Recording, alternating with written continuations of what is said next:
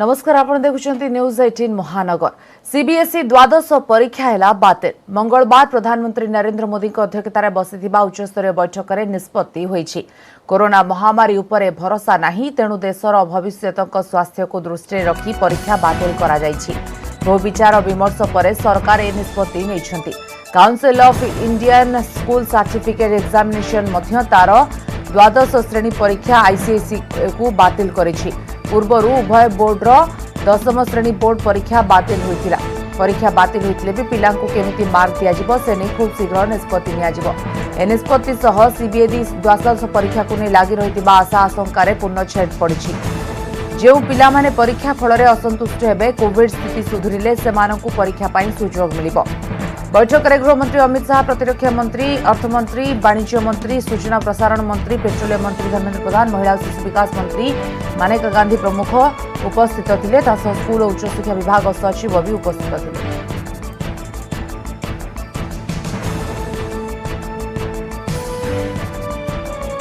CBSE द्वादश परीक्षा बातिल नहीं प्रधानमंत्री ट्वीट कर पिलांक स्वास्थ्य और भविष्यतर सुरक्षा दृष्टि निष्पत्ति निया जायछि।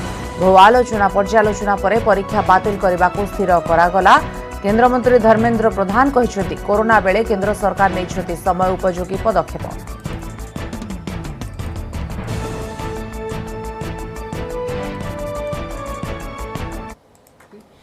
मु भावुची या समय उपयोगी निष्पत्ति बहुत आवश्यकता थिला। या द्वारा सीबीएसई ततुल्य अन्यान्य केंद्रीय बोर्ड गुड़िक तथा अनेक राज्य ये मॉडल को ग्रहण करने पर अपेक्षा करते गोटे दिशा मिलला। मु भावुची या द्वारा देशर विशेष करके 12th स्टैंडर्ड पिला मानकु एक अस्वस्थ दिगला, अभिभावक मानकु एक अस्वस्थ दिगला। जो माने पर परीक्षा देवाई चाहिए एवं तो समस्त रिजल्ट जुलाई सुधा बाहर। उच्च शिक्षा अनुष्ठान रे जेई नीट इत्यादि को समस्ते परीक्षा देवाई जीवे। से समय परिस्थिति को ध्यान रखी कि हायर एजुकेशन डिपार्टमेंट से निष्पत्ति नब, किंतु परवर्ती अवस्था जो मैंने परीक्षा देवाई भी चाहिए से भी परीक्षा दे पारे। वर्तमान की जो कोरोना की स्थिति है उसके हिसाब से परीक्षाएं रद्द की गई है। ये डिसीजन हमारे हेल्थ को लेकर सही ली गई है, लेकिन हमने साल भर बहुत मेहनत भी की थी पढ़ाई के लिए, इसलिए हम सब कंफ्यूज्ड है कि हमारे इस साल की मार्किंग किस बेसिस पे किया जाएगा। पिला माने भल्ले के किछि माने पढ़ी नांती, क्लैरिटी नथिला पाठरे, समस्त कोर्स सारी चंती किंतु हड़बड़ रे सब सारी चंती। तो सेटा भी पिलांगर भल हैला कि मन संतुष्टि रहला जे हाँ चलिबो, आमे एथर किछि करि पारलुनी। किंतु मार्क पाई कि हमर प्री बोर्ड रो जो गुरा असाइनमेंट जो असेसमेंट हेतला तो सेगुरा हम मार्क पाई सेडा दरकार हबो। मो बहुत बहुत थैंक यू कहबा को चाहूची जे फाइनली हमर गवर्नमेंट हमको दे देची न्यूज़ जे हमर फाइनली बोर्ड्स रे कोन हबो। एते दिन स्ट्रेस थ्रू रो जाई कि एबे फाइनली हम समस्त को रिलीफ मिलिची आ एते भलो डिसीजन जोटा हम समस्त को फेवर रे अछि। आमो पई पैंडेमिक अनुसार बहुत भलो सिंबल, किंतु आमको क्लास 12 पर जो यूनिवर्सिटी के कॉलेज रे एडमिशन हबो, जदि आम गवर्नमेंट एनश्योर करि परिबो कि आम स्टूडेंट्स मानकु कोनोसी प्रकार रो प्रॉब्लम हबोनी आ एंट्रेंस माध्यम रे सब ठीक भाव रे हेई परिबो, then the students can be more assured. CBSE द्वादश बोर्ड परीक्षा बातिल होगा पर विद्यालय और गणशिक्षा विभाग पक्षर डकागला गुरुत्वपूर्ण बैठक। सीएसएसई बा उच्च माध्यमिक शिक्षा परिषद द्वारा परिचालित युक्त 2 परीक्षा कराजिबो ना नाही से नै हेबो आलोचना। पूर्वर सीबीएसई रो निष्पत्ति पर युक्त 2 परीक्षा नै निष्पत्ति नियाजिबो बोली मंत्री सूचना देथिले। बैठक में गणशिक्षा सचिव उच्च माध्यमिक शिक्षा परिषदर वरिष्ठ अधिकारी प्रमुख उपस्थित रहिबार सूचना मिलिछि।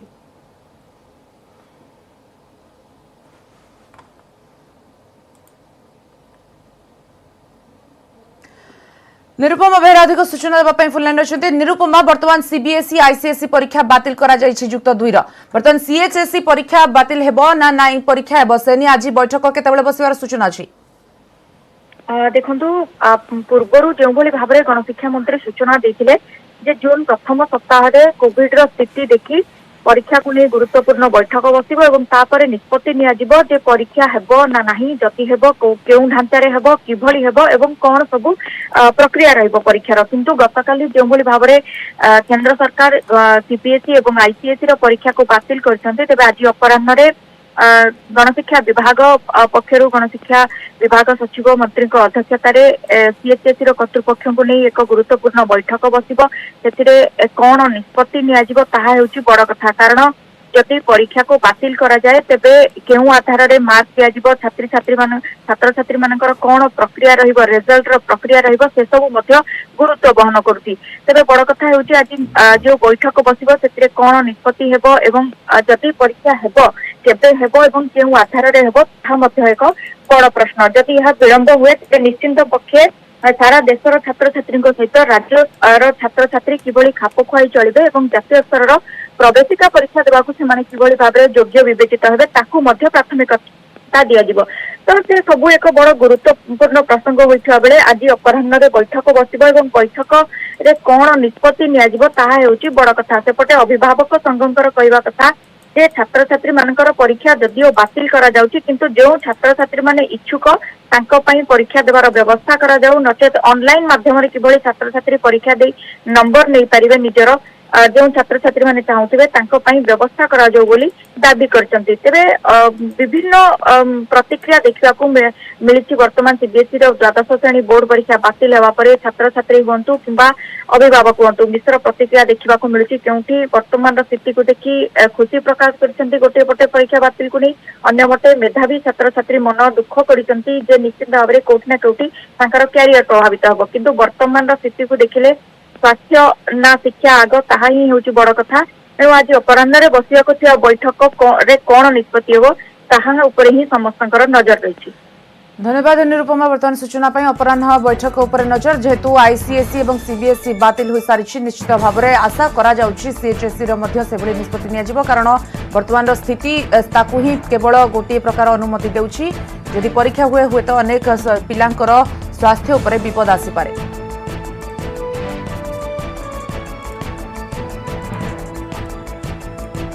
ग्लोबल टेंडर पाई आग्रह देखाउ नाहंती कंपनी एथिपाई टेंडर शर्त बदलाइछंती राज्य सरकार टेंडर रे भाग नेबा पाई डीसीजीआई रो अनुमति दरकार नाही बोली नियम कोहळ करा जायछि।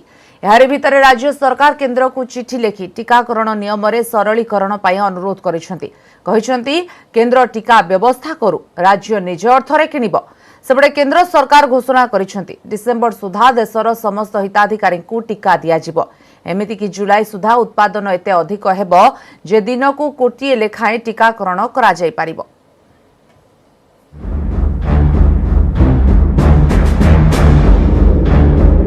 बदलिला टीका ग्लोबल टेंडर शर्त पूर्वर टीका जोगण पाई डीसीजीआई रो अनुमति बाध्यतामूलक थिला किंतु राज्य औषध निगम एबे शर्त बदलाई दैछि जे एणिकी टीका जोगण पाई डीसीजीआई रो अनुमति नथिले भी टेंडर ग्रहण करा जिवो किंतु डीसीजीआई रो अनुमति परे ही टीका क्रय पाई बराद दिया जिवो।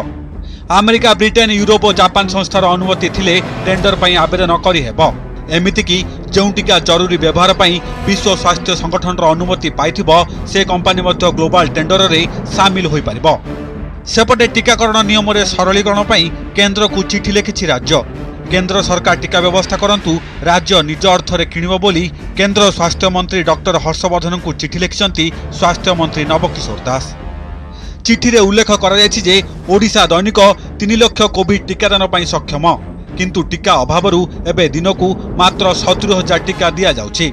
केंद्र हाथ में वैधानिक क्षमता थिबारु राज्य गुड़िक टीका जोगाण पाई टीका उत्पादनकारी कंपनी गुड़िक असामर्थ्य प्रकाश करछंती। पर्याप्त टीका उत्पादन हेउनथुबा दर्शाई सेरम इंस्टीट्यूट भारत बायोटेक भली स्वदेशी टीका संस्था ट्रैक बिडिंग मीटिंग रे भाग नै नथिले। फाइजर मॉडर्ना भली विदेशी टीका कंपनी भारत सरकार क्लीयरेंस आळ देखाउछंती। एभली स्थिति रे राज्य पाई टीकाकरण नीति कोहळ करबाकू अनुरोध करछंती स्वास्थ्य मंत्री नव किशोर। स्वास्थ्य विशेषज्ञ मतरे कोरोनार भयवता को लक्ष्य कले टीका जोगाण भली प्रसंग को जातीय स्तर में डील करिवार आवश्यकता रही। ग्लोबल टेंडर व्यवस्था जदि फलप्रद हो पारु नाही तेबे केंद्र सरकार ए दिगरे पदक्षेप नेबा जरूरी। 2-3टी वैक्सीन आम निर्भर करके जहाँ भी आम राज्यर हो कि देश सब लोक शीघ्र वैक्सीनेशन दे पारिबा नाही तो मुझे आउ गोटे जिन अनुरोध करी यही 3टी वैक्सीन सहित अलग जहाँ वैक्सीन अलरेडी पाइपलाइन अच्छी और जो मैंने ट्रायल भल रिजल्ट देखते से यथाशीघ्र अनुमति दि जाऊ यथा आप माडोना वैक्सीन हो फाइजर वैक्सीन हो नोवामैक्स हो समय आसी पहुंची एटा को गोटे जातीय स्तर रे माने डीलटा करिया पड़ो जहाँ द्वारा कि कंपनी माने भी इंटरेस्टेड हेबे बहु संख्यार वैक्सीन सप्लाई करबा पई ता छड़ा जदि किछिटा भी जदि इंडिविजुअल देशर किछि क्लॉज रहिछि ताकू मध्ये एड्रेस करा जाय परिबे एवं केंद्र सरकार को बिना क्लियरेंस रे जो वैक्सीन उडा स्टेट को आसी परिबे नाही सेही प्रक्रिया को मध्ये एड्रेस करा जाय परिबो तनो वर्तमान केंद्र सरकार निश्चय रूपे अंटा भिड़वा दरकार। सेपटे केंद्र सरकार घोषणा करिसंति जे डिसेंबर सुधा देशर समस्त हिताधिकारी को टीका दिया जिवो। आसंता जुलाई रु उत्पादन एते अधिक हेबो जे दिनकू कोटिए लेखाएं टीका दिया जाय पारियो बोली कहिसंति ICMR DG Balram Bhargava. We are vaccinating the country. It is a large population. The total number of vaccinations done in this country is nearly equivalent to the total number done in the United States, the number of doses. And we have also a large population. Our population is 4 times the population of the United States of America. So we have to be very clear and have some patience. By the middle of the year or early part of July or in middle of July or early August, we will have more than enough doses to vaccinate up to 1 crore per day to cover the entire population by December, which we should be able to do. So you have to have patience. गत मास 28 तारिख रे टीकार global tender खोला जिबार थिला पर एहाकू जून 4 जाए घुंचा जाइथिला। Global tender जरिया 3 कोटी 80 लाख टीका किनिबाकू लक्ष्य रखिसंती राज्य सरकार। कोरोनार तृतीय लहर आसिबा आशंका थिबारु ता पूर्वरु राज्य रे टीकाकरण सारिबाकू लक्ष्य रहिछि। एपरिकी युक्त 2 छात्र छात्री और सेमानक परिवार को टीका देबा पई सरकार योजना करछंती। ब्रह्मपुर रु कैलाश बेहरा और भुवनेश्वर रु महेश प्रसाद नंद, न्यूज 18 ओडिया।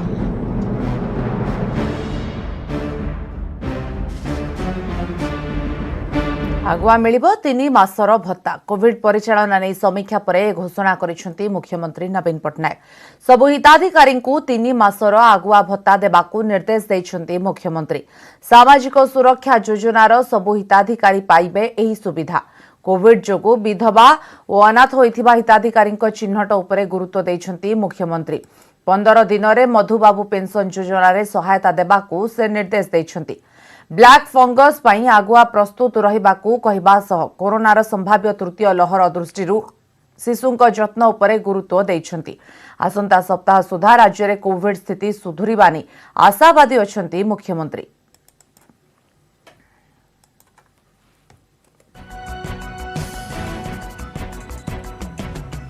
बालेश्वर जिला सोर थाना साउडुरे गुलिकांड गतकाली रात्रे होइछि। त्रिजेश्वर ज्वेलरी मालिकक घरु 6 लुटेरा लुट करिबा बेले गुलिकांड होइछि, जेउथरे 3 जण गुरुतर होइछंती, 2 जण आहत होइछंती। वर्तमान गुरुतर को कटक को स्थानांतरित करा जाइछि।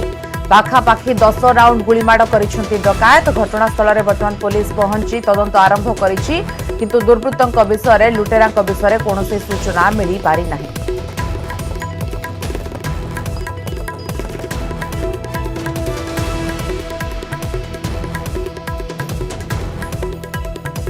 ओडिशा पुलिस पक्षरु जणे मृत सुबेदार को बदली करा जिबानी गतकाली प्रकाश करा जायथिबा एक निर्देशनामा को आज परिवर्तित करा जायछि। नुआ करी प्रकाश करा जायथिबा निर्देशनामा रे हाकु टाइपोग्राफिकल एरर बोली कुहा जायछि। गतकाली प्रकाश होइथिबा निर्देशनामा रे 12 जण सुबेदार को विभिन्न बाटालियन को बदली करा जायथिला, किंतु सेमानक भितरे जणे सुबेदार थिले कामपाल नायक। कामपाल को मृत्यु 6 मास तळे होई सारिथिला। तेणु किंतु तांको 7म बाटालियन कोरापुटरू 5म बाटालियन बारिपदा को बदली करा जायथिला। एने गतकाली संध्यारे गणमाध्यम रे खबर प्रकाश पाइबा परे विलंबित राति रे एहाको संशोधन करिछि ओडिशा पुलिस।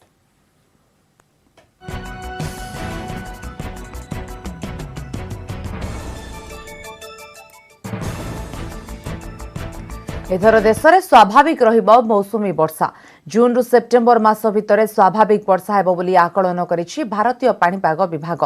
तेबे उत्तर पूर्वांचल रे वर्षा कम हेबा नै पूर्वानुमान करिछि विभाग।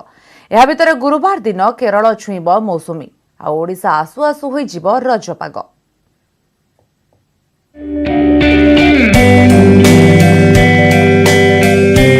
आसंता 3 तारिख रे केरल छुईबो मौसुमी वायु आ एथर स्वाभाविक रहिबो मौसुमी जनित वृष्टिपात। एही आकलन करिछि भारतीय पाणीपाग विभाग। जून रु सेप्टेम्बर मध्यरे स्वाभाविक रहिबो मौसुमी वर्षा। एही 3 मास मध्यरे पाखापाखि 101% वर्षा हेबो। तेबे देशर उत्तर पूर्वांचल रे वर्षार परिमाण कम रही पारे। केन्द्र भारत में स्वाभाविक ठारू अधिक अर्थात 106% वर्षा हेबा संभावना रही। तेणु भारतीय पाणीपाग केन्द्र अनुसार केन्द्र भारत में आसुथिबा ओडिशा रे स्वाभाविक ठारू अधिक परिमाणर वर्षा हेबो। सारे देश में मानसून नॉर्मल रहेगा, स्वाभाविक रहेगा। क्वांटिटेटिवली हम भी पूर्वानुमान किए हैं कि सारी देश की एवरेज रेनफॉल जून टू सितंबर के बीच में 101% ऑफ लॉन्ग पीरियड एवरेज होगा। सेंट्रल इंडिया है, माने यहाँ उड़ीसा से शुरू करके गुजरात तक, महाराष्ट्र तक, वहाँ हम एबो नॉर्मल रेनफॉल उम्मीद कर रहे हैं। तेबे ओडिशा को टिके विलंबरे प्रवेश करिबो मौसुमी। साधारणतः जून 8 बेलकू राज्य में मौसुमी वर्षा हुए। एथर 14 तारीख अर्थात रज बेलकू मौसुमी आसिबो। एबे राज्य में प्रबल गुड़गुड़ी अनुभूत होता बेले आसंता 2 दिन मध्य राज्य को पश्चिमा पवन प्रवाहित हेबो। फल 4 तारीख बेलकू खरा और गरम पुणी बढ़िबो। उपकूल ओडिशा रे 40 डिग्री ऊपर रहिबो तापमात्रा। आसंता 3 दिन पर्यंत विभिन्न स्थान रे काल बैशाखी वर्षा जोगु येलो अलर्ट जारी करिछि आंचलिक पाणीपाग केन्द्र। ओडिशा रे आसंता 12 तारीख पूर्व मनसून छुईबा संभावना नहीं हुए तो 14 तारीख बेलू रज बेलू पाग परिवर्तन हेब। ओडिशा रे वर्षा हेब, आम उपकूल किछि वर्षा हेब, उत्तर उपकूल एवं संलग्न अंचल वर्षा हेब, दक्षिण उपकूल वर्षा कम रहेगा। 1 जून, 2 जून, 3 जून इसमें थंडरस्टॉर्म एक्टिविटी के साथ कुछ स्थानों पर हल्का से मध्यम बारिश होगा। थंडरस्टॉर्म लाइटनिंग भी मेनली इंटीरियर ओडिशा डिस्ट्रिक्ट्स में ज्यादा एरिया में रहेगा। सक्रिय रही दक्षिण पश्चिम मौसुमी वायु जहाँकि चाषी खुशी आनीदेव। भल वर्षा हेबाकु थिबारु देश में भल फसल हेबो बोली अनुमान करा जाउछि। भुवनेश्वर कैमरा पर्सन सुश्री सुलोचना निरुपमा बेहरा, न्यूज 18 ओडिया। प्रति वर्ष वर्षा दिने राजधानी रे सृष्टि हुए जलबंदी समस्या। नाही नथिबा असुविधा भोगंती लोके। तेणु वर्षा आसिबा पूर्वरु सहरर सबु नाଳ सफेई करबाकू निर्देश दिया जायछि। विभागर सूचना अनुसार आउ किछि दिन परे आसीजिबो मौसुमी। एथिपाई भुवनेश्वर महानगर निगम केते प्रस्तुत, किभଳି सफेई होईछि ड्रेन। गृह और नगर उन्नयन विभागर चिठी पाइबा परे बीएमसी एहाकू केते कार्य लगाइछि आसंतु देखिबा। देखंतु ए चिठी जहाँ गृह और नगर उन्नयन विभाग पक्षरु बीएमसी को जारी होईछि। आगकू वर्षा आसुथिबारु तुरंत मुख्य ड्रेन काम सारिबाकू चिठी रे निर्देश भी रहिछि। जबरदखल पोती हेबा, आवर्जना जमीबा, स्लाब भांगिबा आदि सजाड़िबाक मध्य चिठी रे उल्लेख रहिछि। जाहाकू अणदेखा करिछि भुवनेश्वर महानगर निगम। ए कथा आमे कहूनु, कहूछि ए दृश्य। राजधानी रे रहिछि 10टी बड़ ड्रेन जहाँ बड़ बड़ केनाल को संजोग होइछि। आउ एही केनाल संजोग होइछि नदी को। नजर पकांतु रसूलगढ़, मंचेश्वर, सामंतरापुर, नयापल्ली, इस्कन, जयदेव विहार प्रमुख ड्रेन उपरे। एही सबु ड्रेन को बस्ती, अपार्टमेंट, शाही होटेल, रेस्टोरेंट को लागी करिथिबा छोट छोट ड्रेन संजोग होइछि जहाँ एजाए सफेई होई नाही। खाली बाहाना आउ किछि नाही। भुवनेश्वर म्युनिसिपालिटी किछि काम नाही, खाली बड़ ये आउ ता छड़ा किछि नाही। टिके टिके वर्षा हला, बात्या गोटे गला, टिके वर्षा हला, पानी चापू चापू कादो ये दुर्गंधमय ये किछि सेमिति किछि परिष्कार परिच्छन्न। वर्तमान कोविड समय टे परिष्कार परिच्छन्न किछि सेमिति नाही, खाली असुविधा ही असुविधा। बीएमसी तो खाली बाहाना करूची, ना रास्ता सफा होची, ना ट्रेन सफा होची, ना कोन किछि तो सफा नाही। दल तो जमी के रहिछि। खरा दिन तो कोन, शीत दिन तो एमिति मशा जे घर बाहरी होनी। आ ना दिन भी सुधा कबाट खोलिले मशा भाणु भाणु पसि जाउछंती। वर्षा हेले स्मार्ट सिटी बेहाल। केउठी आंठुए तो आउ केउठी अंटाए पानी जमे। खोद राजरास्ता को मध्य पानी कब्जा करुछि। आउ अपार्टमेंट रे मध्य पानी पसुछि। वर्षा पूर्वरु ड्रेन सफा हेउ नथिबारु ओ पोती हेबा कारणरु जलबंदी होउछंती लोके। एथिपाई बीएमसी को दायी करछंती लोके। एपटे बीएमसी कमिशनर कहछंती सहर रे जेमिति जलबंदी समस्या न उपुजे सेथिपाई युद्धकालीन भित्ति रे निया जाउछि पदक्षेप। कृत्रिम बनिया सृष्टि हेबनी कहीं बीएमसी तो खाली काम गले बाहाना। बाहागर बेले बैगण रुआ तांकर जिते वर्षा है बन्या हम पाइप लगे जेनेटर लगे सफा करेंगे। आगुरी बीएमसी को चिठी आई कहीं कुआड़े सफा है जयदेव विहार, डमणा, ओल्ड टाउन जुआड़े जुआड़े सब ड्रेन अच्छी नाल अच्छी कहीं कुआड़े किसी सफासफी है।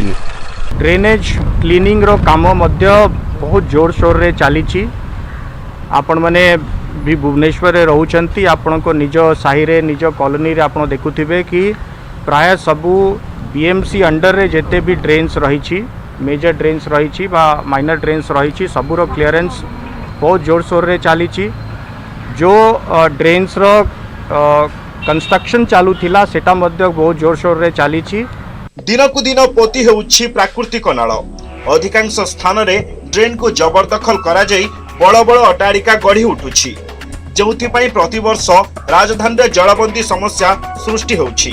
भुवनेश्वररु कैमरामैन चेतन स्वाईंक सह सुमंत सुंदराय न्यूज 18 ओडिया। कोरोनार सुस्थ हेबा परे भी देखा देउछि अनेक शारीरिक समस्या सठिक परामर्श न मिलिबारु मानसिक चापरे रहुछंती कोविड रु सुस्थ होइथिबा लोके। एहाको दृष्टि रखी ब्रह्मपुर आरंभ होइछि पोस्ट कोविड केयर सेंटर। ए सेंटर रे जोग प्राणायाम व्यायाम शिक्षा सह ऑक्सीजन रो मध्य व्यवस्था करा जाइछि। अभिज्ञ डाक्तर लोकंक मनोबल बढ़ाउछंती आगो किभली निज स्वास्थ्य रे जत्न नेबे से नै देउछंती उपयुक्त परामर्श।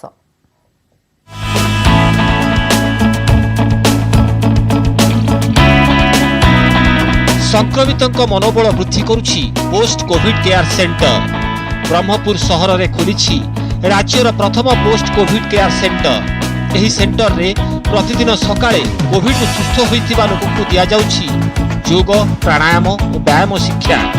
अभिज्ञ डाक्तर और स्वास्थ्यकर्मी द्वारा प्रतिदिन स्वास्थ्य जांच करा जाउछि।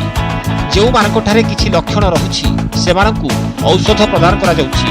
पूर्वरु लोके कोविड हॉस्पिटल रु डिस्चार्ज हेबा परे सीधा सड़क घर को जाउथिले परे सेमानकठारे विभिन्न स्वास्थ्यगत समस्या देखा देउथिला।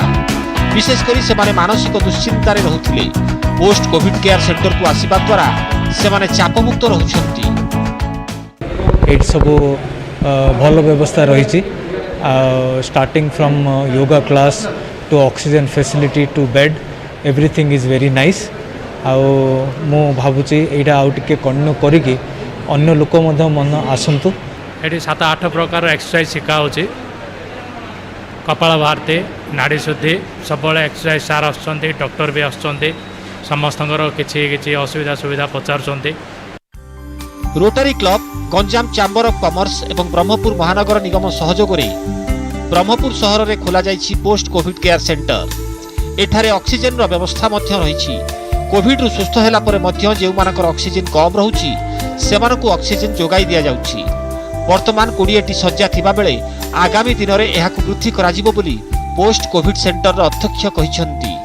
बीएमसी पक्षरु डाक्तर फार्मासिस्ट सहित आवश्यक मेडिकल सामग्री जोगाई दिया जाउछि।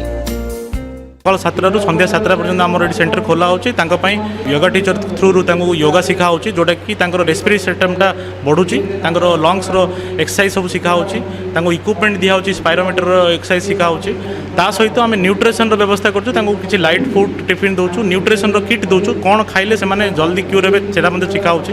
20 बेड रो व्यवस्था करा जायछि ता संगे सेठी हमर इन केस पेशेंट को जे दरकार पड़ला तो एम्बुलेंस फैसिलिटी अछि डॉक्टर फैसिलिटी अछि पैरामेडिक्स मध्ये डिप्लॉय करा जायछि। तो से हिसाब रे जो लोक आछंती तांको डाइट न्यूट्रिशन योगा ये ऊपर ट्रेनिंग होते दिया जाउछि। कोरोना रु सुस्थ हेबा परे मध्य लोकंक देहरे अनेक समस्या देखा दैथाय। सठिक परामर्श न मिलिबारु लोक माने व्यतिव्यस्त होई पडुछंती। मात्र पोस्ट कोविड केयर सेंटर हेबा द्वारा ए समस्या दूर होई पारिछि। ब्रह्मपुर रु कैलाश बेहेरा न्यूज 18 ओडिया।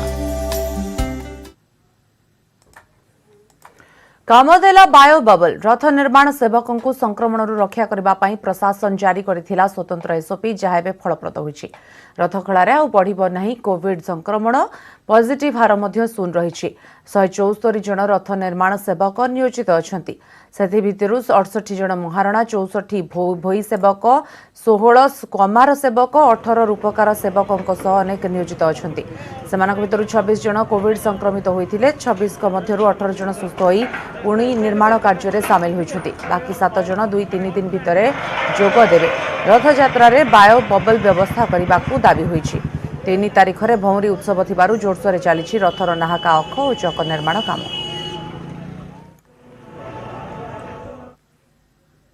जो बायोलॉजिकल जो व्यवस्था करा जायथला संपूर्ण सेटा फलप्रद होइछि एवं समस्त वर्तमान आमर संक्रमण पूरा जीरो एवं जो मानकर होता से आसिक सुस्थ होकर पुणी महाप्रभु से रथ काम आरंभ कले सेवक मैंने काम रे लगी और नुआ किसी पॉजिटिव केस रथखोला बायो बबल भितर किसी आसी नहीं हमारा टोटल जो पॉजिटिव बाहरी थे रथखोला सेवक अराउंड 25-26 जन ता भितर 17-18 जन ऑलरेडी क्योर हो जाइछन्ती। कोविड कटकणा मते किछि लागुनी असुविधा कौन से असुविधा लगुनि ए कोविड समय मु जमिति दियों को सेवा करिया कथा मु सेवा करि चलछि आ ठाकुर निर्देशक क्रमे मु एठिक आसीछि।